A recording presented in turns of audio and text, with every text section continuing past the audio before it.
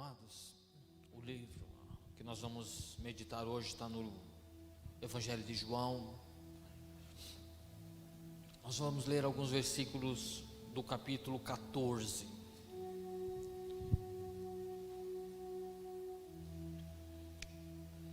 João, no capítulo 14. Nós vamos ler o verso 16. Amém? Todos encontraram? João 14, 16. É um texto muito conhecido dos irmãos. E a palavra diz: E eu rogarei ao Pai, e Ele vos dará outro Consolador, para que estejais convosco para sempre. Está escrito sempre na Bíblia de vocês? Amém? Você pode ler de novo esse versículo comigo? E eu rogarei ao Pai, e Ele vos dará outro Consolador, para que estejais convosco para sempre. Repita essa palavra para você: sempre. Sabe quando Ele vai estar com você? Sabe quando Ele vai estar com você? Essa é a certeza que nós temos. É disso que nós precisamos. A garantia de que Ele vai estar conosco para sempre. E sempre, e sempre, e sempre, e sempre. Por mais que você erre, por mais que você acerte, Ele achou graça em você e Ele vai enviar um Consolador. E esse Consolador vai estar com você para sempre. Amém? Eu quero ler com os irmãos um segundo texto, que está em João. Nós continuamos no livro de João, mas agora nós vamos para o capítulo 16.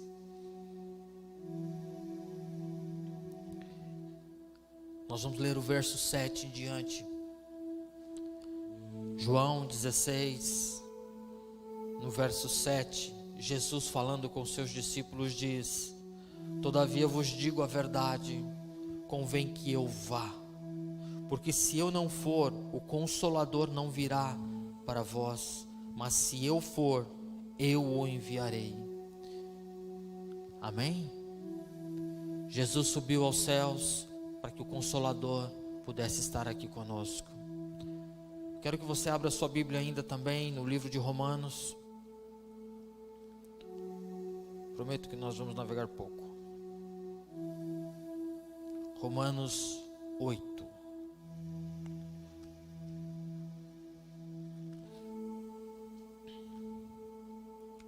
Eu exorto aos irmãos que o livro de Romanos deve ser um livro que vocês devem meditar. E esse capítulo 8 deve ser uma das delícias da vida de vocês. Vocês devem aprender a saborear cada versículo desse capítulo 8 de Romanos, porque ele é um alimento para a nossa alma. E o texto de Romanos, no capítulo 8, no verso 15 em diante, começa dizendo: Pois não recebeis um espírito de escravidão, para outra vez estares em temor, mas recebeste um espírito de adoção, pelo qual clamamos: Abba, Pai. O mesmo Espírito testifica em nosso espírito que somos filhos de... Está escrito aí na Bíblia de vocês? Filhos de Deus. Por mérito de vocês? Não. Porque o Espírito adotou-nos. Porque Cristo ascendeu aos céus, morreu pelos nossos pecados, e isso nos dá o privilégio de sermos reconhecidos como filhos de Deus. E sabe quem fala isso para nós? Sabe quem testifica isso no nosso espírito? O próprio Espírito de Deus. Porque aonde o Espírito de Deus habita, aonde o Espírito de Deus está, torna-se propriedade de Deus. Então, se você quer de alguma forma se tornar filho, você precisa ser preenchido do Espírito Santo. Amém? Amados, a minha ministração nessa noite, ela vai se concentrar em basicamente 2 pontos. Eu quero exortar os irmãos a se engajarem na obra de Cristo. E eu acredito que em vocês se engajando na obra de Cristo, vocês vão estar no centro da vontade do Senhor, cumprindo o propósito dele, e vocês vão escapar daquilo que tem sido chamado o mal do século. Aquilo que a psicologia tem alardeado e as campanhas têm mostrado, de que o homem tem se sentido tão só e tão inútil, que ele tem se isolado. Ele busca as suas afeições, ele busca o seu prazer nas coisas aqui dessa terra e não as encontra, porque o nosso propósito é nos engajarmos no reino de Cristo. Amém? Então eu gostaria de começar a minha ministração falando aos irmãos que um pouquinho sobre solidão. E quando eu falo de solidão, não estou falando daquele momento em que você tirou para fazer um tempo de solitude, para estar a sós com Deus, ou para estar a sós e rever as suas atitudes, a sua disposição, as suas metas, ter aquele momento a sós com você. Isso é muito bom. Isso nós chamamos de solitude. Isso é um tempo em que você tira para se conhecer um pouco melhor, um tempo que você tira para ouvir um pouco daquilo que Deus tem para falar para você sair do barulho que esse mundo faz, sair um pouco desse ruído que muitas vezes nos impede de ouvir aquilo que realmente Deus quer falar conosco. Não é esse tipo de solidão, isso nós chamamos de solitude, e isso faz muito bem para nós. Eu quero comentar com os irmãos sobre a solidão, que ela vem em decorrência de não nos engajarmos, a solidão de acreditarmos que a nossa vida já não tem valor e não tem propósito, porque nós não conseguimos nos conectar a algo maior. E eu quero usar esse texto que falei sobre o Espírito de Deus, sobre o Consolador, sobre aquele que estará conosco a todo tempo, que o Senhor Jesus nos deu, porque exatamente eu quero transportar os irmãos numa pequena narrativa, contextualizar os irmãos nesse finalzinho do capítulo 13 em diante de João. Qual era o cenário e por que que Jesus falou do Consolador exatamente naquele tempo? Por que que Jesus trouxe à memória daqueles discípulos que eles não estariam sós, que eles teriam um Consolador junto com eles? Se os irmãos trouxerem à memória, quase 1/3 dos evangelhos, ele vai falar da última semana de vida de Jesus. Deve ter um propósito especial, porque esse período tão curto do ministério de Jesus ocupa uma grande parte das Escrituras. É porque nelas, nesse finalzinho, nessa última semana, aconteceram muitos eventos importantes.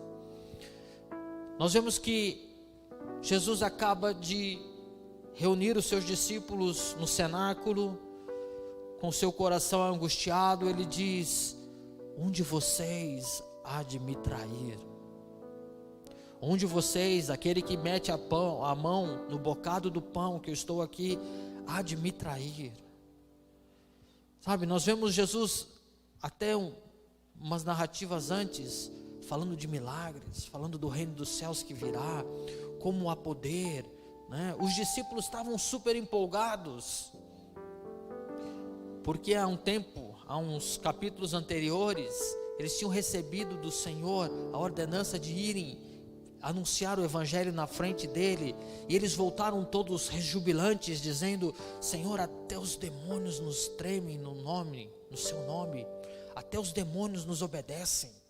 E Jesus, se enchendo de alegria, disse: sabe, não se alegrem por isso, isso é legal, ver o reino dos céus sendo manifesto na terra é muito legal, mas alegrem-se, porque o nome de vocês está escrito no reino dos céus.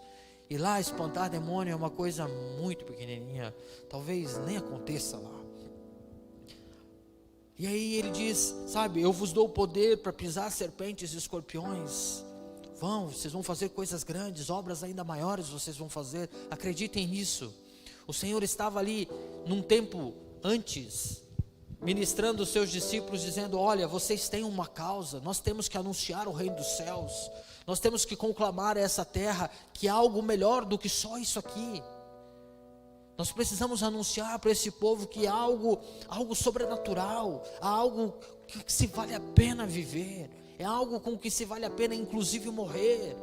Vão a esses povos à frente e anunciem isso, e eu vou lhes dar intrepidez, eu vou lhes dar autoridade. E esses discípulos foram, e sabe, eles se alegraram em fazer a obra.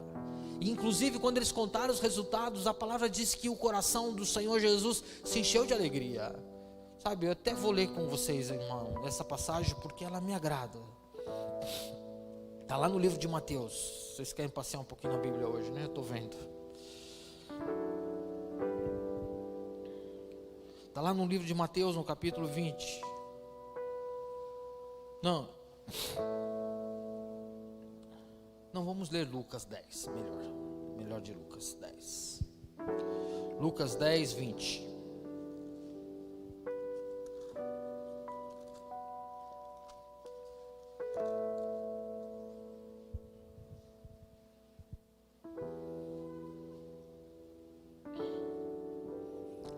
Amém?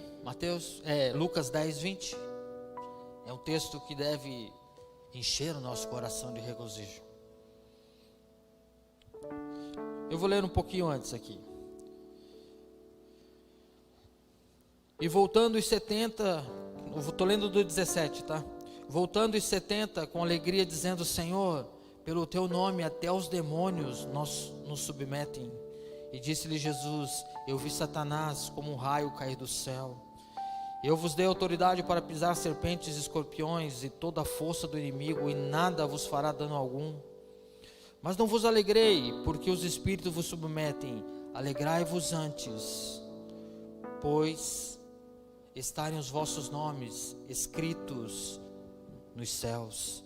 E essa parte aqui me engana, assim, sabe, mexe comigo quando ele diz assim: naquela mesma hora alegrou-se Jesus no Espírito Santo. E aí ele disse algo tremendo. Ele começa a dizer para o Pai: obrigado, Pai, porque o Senhor não permitiu que isso fosse dado aos sábios, aos que têm dinheiro, mas aqueles que se dispõem a serem meus pequeninos. Sabe, o coração de Jesus se regozijou porque os discípulos estavam fazendo coisas grandes, estavam fazendo coisas que eles não tinham experimentado ainda. Eles estavam se desenvolvendo na obra, e aqueles frutos começaram a aparecer. E no momento em que eles foram entregar aquilo para Jesus, dizendo: Jesus, nós temos uma boa nova, o seu nome realmente é poderoso. Ele sabia de tudo isso, mas ele se alegrou com a alegria daqueles filhos, com aqueles pequeninos. E ele rejubila-se, dizendo: Pai, obrigado, porque a sua obra tem sido feita aqui nessa terra. Esses pequeninos entenderam o chamado deles e estão exercitando isso. Vocês estão conseguindo navegar na alegria do Senhor? Amém? Estão entendendo mais ou menos qual era o contexto que esses discípulos estavam com o mestre? De sintonia, de entender: ok, nós entendemos que no nome de Jesus nós podemos curar, nós entendemos que no nome de Jesus nós podemos fazer obras poderosas, e que até os demônios se submetiam a eles. Aquilo deu alegria tanto nos discípulos quanto ao Senhor. Mas caminhando o texto, nessa última semana, o Senhor Jesus parece que vira a chave. E quando ele chega no cenáculo, ele diz: um de vocês vai me trair. E aí, naquele mesmo instante, naquele mesmo momento, Pedro fala: Senhor, não vai ser eu, porque se preciso for, até a minha vida eu entrego por ti. Eu entendi esse negócio de te servir, Senhor, que até a minha vida eu vou entregar para ti. E aí Jesus olha para Pedro e fala: Pedro, cara, você é bacana, você até já foi usado pelo Espírito Santo, mas você vai me negar ainda hoje. Antes que o galo cante, você vai me negar. E Jesus começou a dizer que tudo isso estava acontecendo porque o Pai estava permitindo. Talvez na cabeça daqueles discípulos eles estavam pensando: poxa, mas tem algo meio estranho, a gente tem poder, esse cara aqui, esse tal de Jesus consegue ressuscitar os mortos, ele estala os dedos e o pão se multiplica. Poxa, o que pode dar de errado nisso?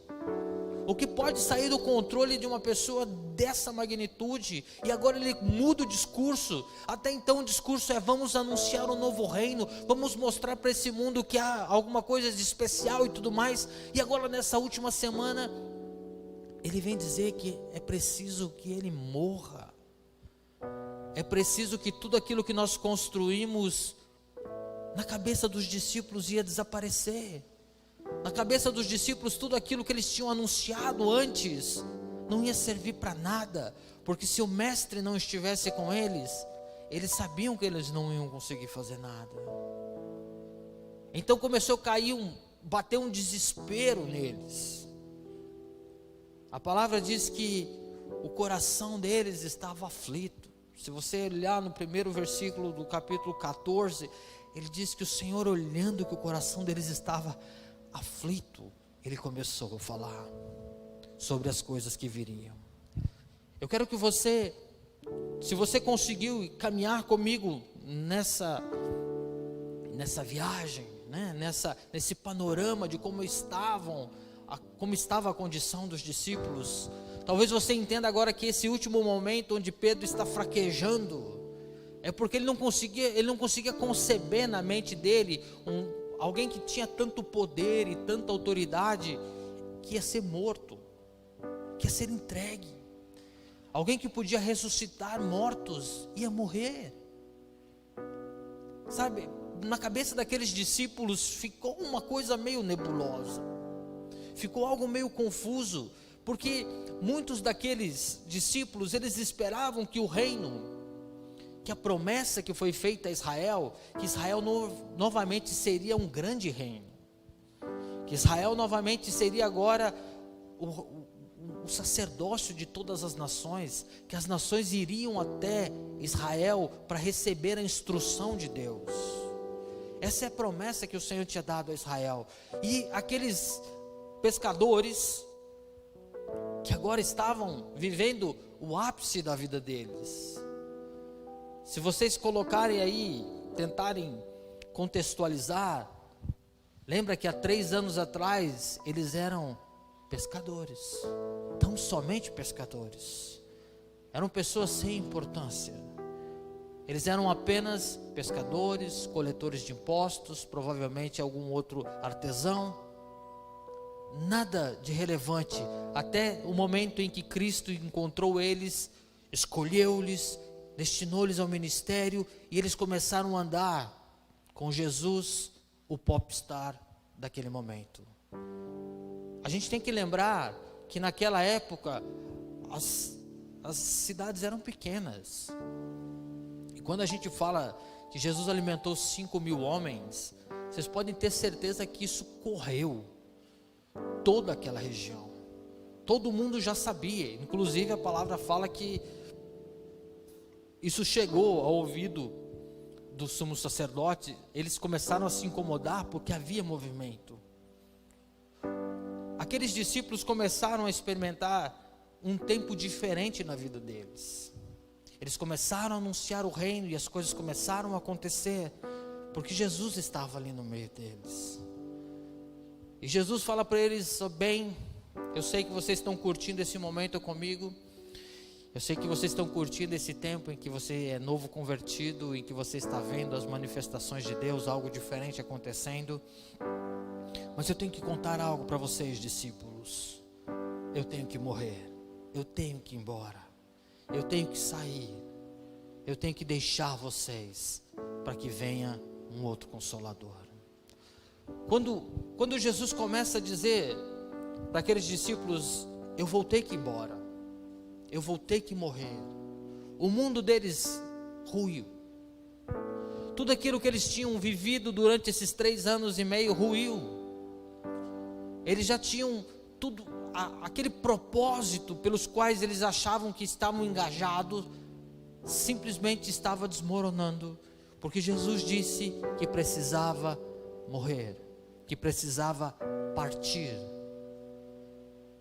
E é desse ponto em diante que eu quero começar a falar com os irmãos sobre a solidão por causa da ausência de propósito. Muitas vezes nós, ao conversarmos com as pessoas, nós percebemos que elas se tornam solitárias, elas se isolam, porque elas não conseguem se engajar num propósito. Quando as pessoas que começam a pensar demais nelas mesmas, nas suas necessidades, nas suas aflições, nas suas angústias, quando ela começa a se voltar só para ela mesma, ela começa a se concentrar tanto no que ela é, no que ela pode ser, ou no que ela precisa, que ela esquece de se conectar num propósito maior. Eu entendo que o coração daqueles discípulos ficou aflito, porque passou na cabeça deles que aquilo que eles tinham vislumbrado como futuro estava ruído, estava acabado. Aonde eles tinham depositado a esperança deles, que era ser alguém no reino dos céus e anunciar o reino dos céus, Pedro largou as suas redes, Mateus largou a sua controladoria e foi seguir o mestre, porque eles acreditaram nesse propósito. E de repente, Jesus não tinha avisado eles que tinha data para acabar. Jesus a todo tempo falou que o reino dele era eterno, que nunca ia passar, que o reino dos céus era semelhante a isso, aquilo, a uma pérola, a um tesouro. Nunca falou que ia passar. Mas quando eles são confrontados com aquela situação de que o propósito deles arruína, no coração deles começa a bater uma certa solidão, porque o mestre vai embora. É nesse momento que Jesus fala: eu preciso ir, mas eu vou deixar para vocês um consolador. Eu vou deixar alguém que vai tomar conta de vocês. E é interessante que quando ele fala que ele precisa ir, parece que ele está dizendo: eu vou, mas vou deixar alguém melhor do que eu para continuar a obra em vocês. Eu gostaria que vocês se apercebessem por algumas coisas. A palavra diz, Jesus dizendo sobre o Espírito Santo, dizendo que ele vem convencer o homem do juízo, da justiça e do pecado. Nós vemos que Pedro caminhou com Jesus durante 3 anos. Ele foi um instrumento na mão do Senhor. Ele experimentou expelir demônios, provavelmente curou a muitos, viu os milagres acontecendo. Mas chegou um determinado momento em que ele negou a Cristo. Nós vemos todos os outros discípulos fugindo. Nós vemos homens que caminharam com o Senhor, vendo milagres, de repente duvidando, faltando fé. Isso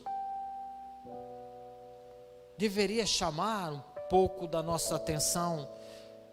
Por que é que esses homens não foram persistentes na fé deles, enquanto Cristo estava aqui?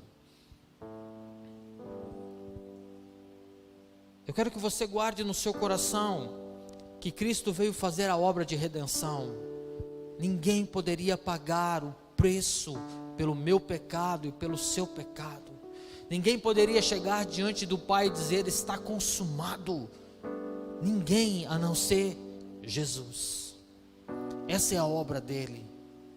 E quando ele disse que precisava enviar um consolador, que ia fazer algo diferente, porque a expiação já tinha sido feita, a redenção com o Pai já tinha sido paga, mas há um coração que precisa se voltar a Deus, há um coração que precisa se converter dos seus maus caminhos e voltar a Ele, há um coração que precisa se arrepender das suas más obras e dizer: eu preciso de Deus.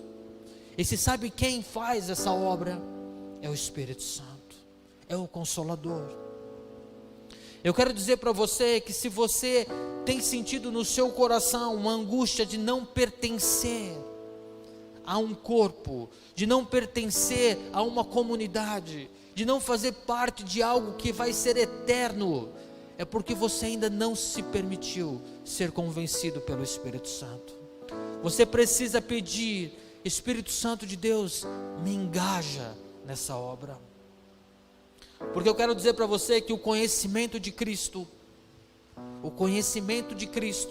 inclusive trabalhar na obra de Cristo, inclusive ver os milagres de Cristo, não vão direcionar o seu coração para Deus, porque o coração daqueles homens estava abatido, o coração daqueles homens estavam vacilantes e duvidosos, e eles estavam com Cristo, eles viram, eles operaram,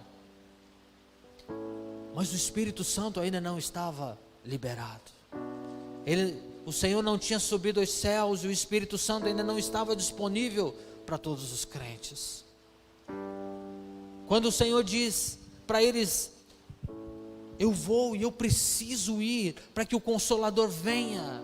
Talvez naquela angústia Cristo sabia: eu não posso entrar aí no seu coração e te convencer, Pedro, de que você é um pecador, que você vai me negar. Mas eu tenho lá na Trindade um que pode, e esse é o Espírito.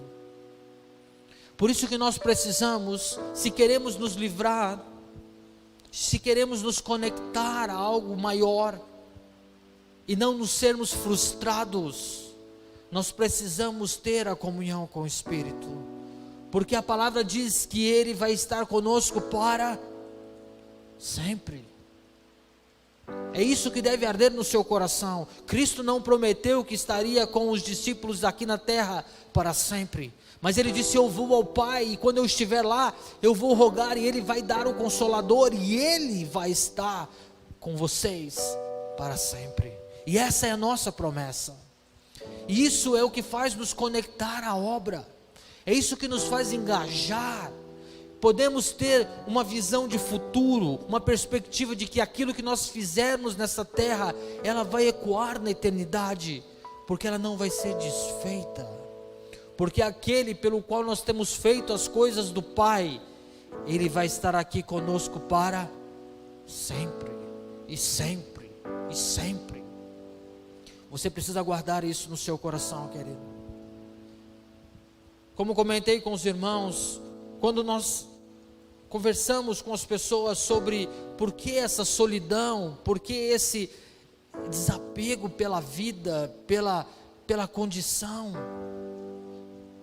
e normalmente a gente responde, as pessoas que estão num estado crítico, elas dizem: eu não tenho motivo para viver, eu não tenho mais uma razão para continuar levantando e me exercitando e me esforçando. Isso acontece porque ela não consegue se conectar ao Espírito. Queridos, eu sei que há pessoas que sofrem de depressão, e isso é um problema sério. Eu não estou aqui minimizando a dificuldade de ninguém. Eu sei que há problemas depressivos que vêm em detrimento de reposição hormonal, que vêm de disfunções do sistema nervoso. Eu entendo isso porque estudei um pouquinho de psicologia, mas eu entendo que o maior número de pessoas que têm sentido solitárias, vazias, é porque elas não estão conectadas a uma causa que seja digna de se viver e de se morrer. Porque quando você se conecta a uma causa dessa, você encontra o que fazer, você encontra como ser um vaso útil, você se encontra cercado de tamanhas aflições das outras pessoas, e você reconhece que há o Consolador que está sempre, e sempre, e sempre com você, que isso te dá forças. Assim como aqueles discípulos estavam radiantes quando fizeram a obra do Senhor, nós, quando somos conectados pelo Espírito, quando nós damos liberdade a esse Espírito para agir e usar as nossas vidas, nós também nos tornamos radiantes, e com isso nós também contagiamos aqueles que estão à nossa volta. Guarde isso no seu coração. Se você de alguma forma tem sentido que não está engajado nessa obra, eu gostaria que você pedisse ao Espírito Santo. Fala: Espírito Santo, me convence do juízo, da justiça e do pecado. Não há ninguém que possa fazer isso por você, querido, a não ser o Espírito Santo. Não há palavra que eu possa dizer para você que vai te trazer isso à memória, a não ser a própria revelação do Espírito. Porque é interessante que o texto que nós lemos lá em Romanos, que diz que é o Espírito de Deus que testifica ao nosso espírito que nós somos filhos. E isso não vem de nós, isso não é porque eu quero ou porque eu deixo de querer, é porque de alguma forma Ele conecta ao nosso espírito e nós nas nossas entranhas sentimos que fazemos parte de algo maior. E é esse o convite que eu trago para você. Chama o Espírito Santo, chama o Espírito Santo, permita Ele envolver a sua vida. Talvez você vai ter que gastar um tempinho orando e suplicando a Ele. Talvez Ele queira levar você para um lugar onde Ele queira refinar a sua vida, porque da forma com que Ele quer te usar, talvez do jeito que você está, não dá. Então talvez Ele te leve para um lugar onde Ele vai trabalhar. Mas sabe, vai ser aquela dorzinha gostosa de musculação, sabe?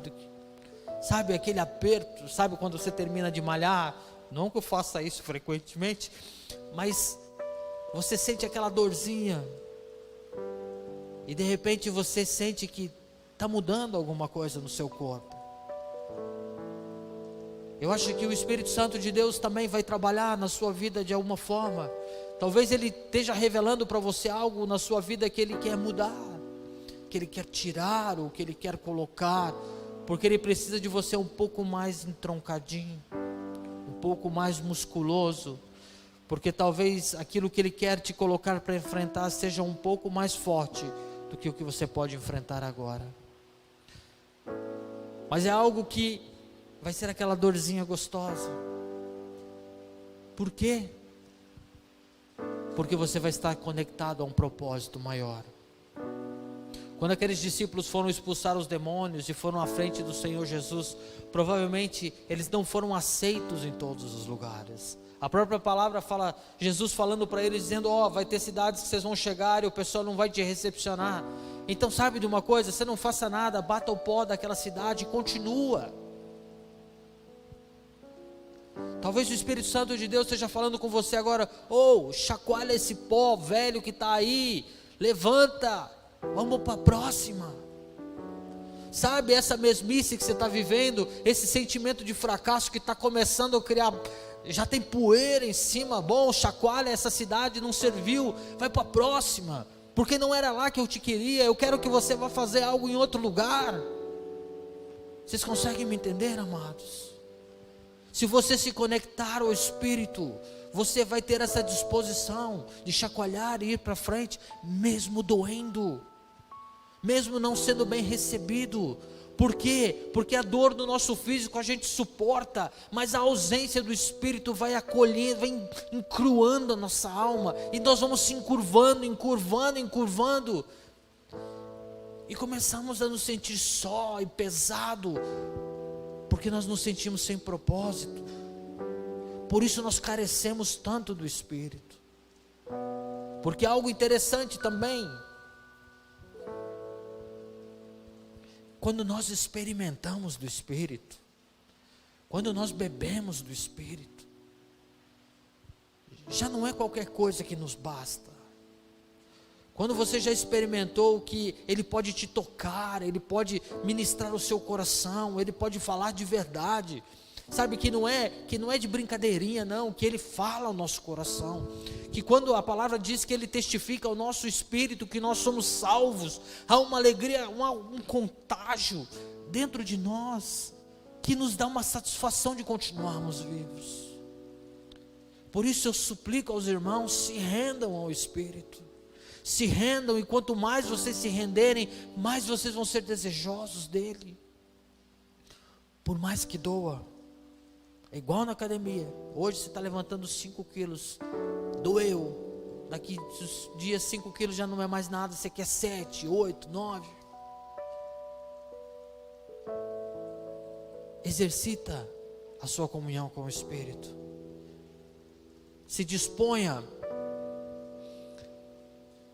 a se colocar como instrumento na mão de Deus, e Ele vai te engajar, nessa causa. Ele vai trazer, sabe, no meu coração, eu sinto que nós precisamos criar uma identidade nesse corpo aqui. Nós precisamos nos conectar numa forma, num anelo espiritual, para que nós possamos dar uma identidade para essa nossa comunidade, de tal forma que a gente possa sentir o que o outro sente, porque o Espírito que testifica, é o Espírito que testifica.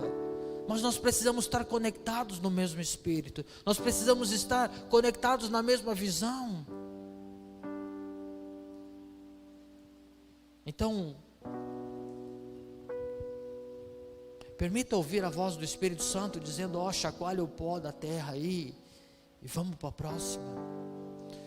Vê se é algo que você precisa perdoar e já vai falando: o Espírito Santo de Deus, toca no meu coração aqui, porque eu quero liberar esse perdão, eu quero tirar esse rancor da minha alma, eu quero me tornar limpo, puro, leve, eu quero realmente desfrutar dessa presença do Senhor que é para sempre. Sabe, queridos, nós vivemos num tempo, a própria palavra diz que profetas almejaram viver esse tempo da graça. Eles contemplaram e viram no futuro onde o Espírito de Deus seria derramado sobre todos. Joel, quando viu aquela profecia, ele deve ter falado: pô, sacanagem, eu não vou ver isso. Sabe, a visão dele, vendo que o Espírito sendo derramado sobre pessoas comuns como nós, pessoas que são pecadoras, mas que Deus ia alcançar de uma forma assim, ia derramar daquilo que ele chama de o precioso, o Espírito dele, a ponto dele tomar conta do nosso coração e testificar: sabe, você já não é o vermezinho de Jacó, você é o filho de Deus. Sabe, não adianta você olhar no espelho e falar assim: não, eu sou o filho de Deus. Não adianta você olhar no espelho e dizer assim: não, eu sou o filho de Deus, porque quem testifica isso no nosso espírito é o Espírito dele. Porque ele começa a tomar conta de nós de tal forma que nós, se alguém pergunta: você é salvo? Sabe, é aquela sensação de que, claro que eu sou salvo. Mas por que você é salvo? Sabe, eu sou salvo porque Deus achou graça em mim, derramou do Espírito dele, porque senão eu estaria um pecador, seria um assassino, um ladrão, um adúltero, um qualquer outro. Mas é a graça dele que me sustenta, é o Espírito dele que me convence dos meus pecados, e é por isso que eu confesso. Se você não tem confessado os seus pecados, querido, eu tenho uma triste notícia para você. Você precisa do Espírito, porque só vai para o céu aqueles que são filhos. Só vai para o céu aqueles que são filhos, aqueles que vão viver para Ele para sempre. Sabe, essa promessa do para sempre é para sempre. É quando partirmos daqui, é quando estivermos na glória, é para sempre. Mas Ele precisa testificar no seu coração de que você é filho.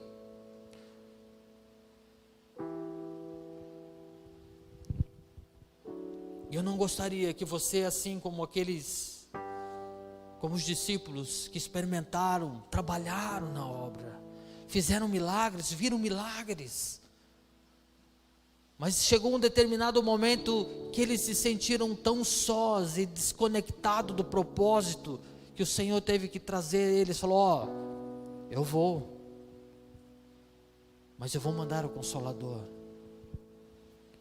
Sabe, o Consolador está aqui, Ele quer ministrar a vida de vocês, assim como Ele tem ministrado a minha. Assim como eu tenho pedido o Espírito Santo de Deus, eu preciso voltar.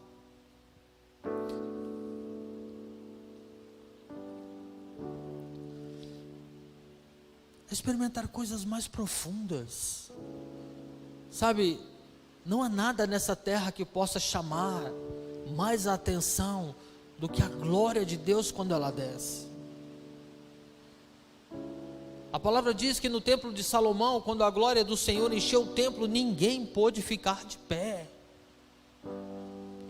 Sabe, querido, nós estamos precisando sacudir o pó das vestes e falar: Senhor, que tal voltar com essa glória?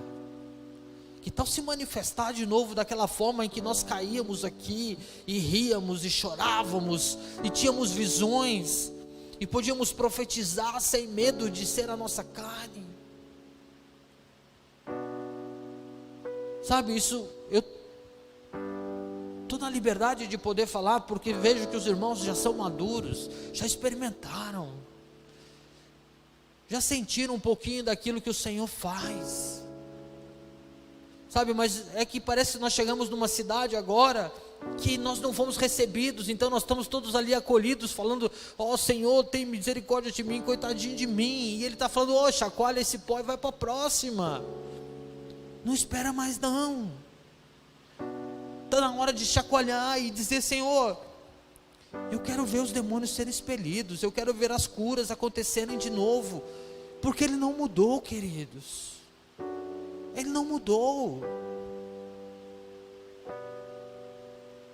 E eu tenho, sabe assim, eu tenho a liberdade de poder dizer, porque eu tenho certeza que o meu espírito está conectado com alguns que também não querem mais ficar com esse pó na roupa, que querem chacoalhar e dizer: Senhor, basta, vamos pro fight, vamos realmente experimentar algo novo de Deus. Vamos, permita o Espírito de Deus mover. Por isso, se renda, sabe? Nós precisamos nos render. Nós precisamos dizer: Espírito Santo de Deus, me convence dos meus pecados, porque eu quero ser limpo. Espírito Santo de Deus, diz qual é o juízo que vem, porque eu temo. Sabe?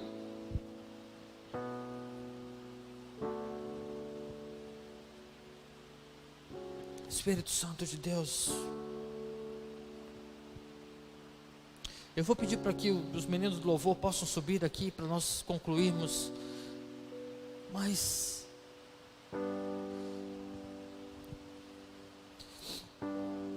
Senhor, meu coração anela a Tua presença, Senhor. Espírito Santo de Deus,